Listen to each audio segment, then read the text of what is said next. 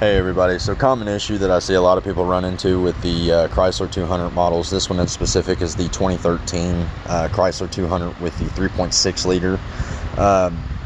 When replacing the alternator, a lot of people can't find a specific way to get this out without having to remove a bunch of stuff.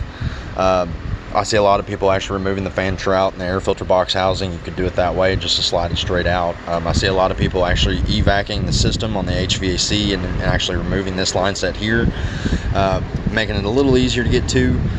One way that I find it a little easier for me is actually, first off, I'll start by removing the radiator hose up at the top here. Once you get this out of the way, you can actually start to work your way down.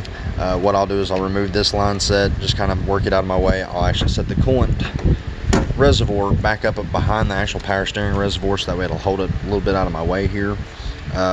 Then what I'll actually do is I'll start to actually, once I get everything removed on the alternator, you can actually get it free. I mean, that's fairly easy. You can do it without having to do anything really right there. But once you get the alternator free, the main thing you come into problems with is this corner edge right here on the manifold, or on the valve cover, I should say. Well, the biggest thing that I've come into issues with is, like I say, you have just a little bit of room and then you start touching edge there.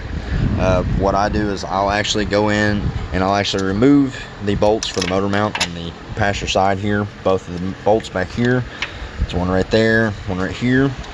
If you remove those bolts and you put a jack stand up underneath with the wood block, you set it right on the corner of the drain pan here. If you set it right on the corner, just very, very slowly lower the car down just enough to where you can actually pull the motor up just a little bit. You'll have just enough clearance that you can actually just slide this thing right in and right out. Like I say, biggest issue is that I've seen, it's a common thing with these to go wrong. Just at least to my knowledge, the way I've dealt with it, I've replaced quite a few of them so far. But the way that I've done it is just like I've said. It seems to be the easiest route for me. It's kind of cut and dry. There's really no ifs, ands, buts about it. You pretty much know what you got to do. But like I say, that's a whole lot easier for me. I just kind of wanted to touch base with you. I see a lot of people taking them out, but you never really actually see them showing you how to take them out and put them in. That, by the way, is pretty much one-handed, and I just set that down there. So I mean, super easy, a lot of space. Like I say, it's all your preference, but that's just one way that I found it easier for me to work. But hope that helps you all out. You all have a great day and take care.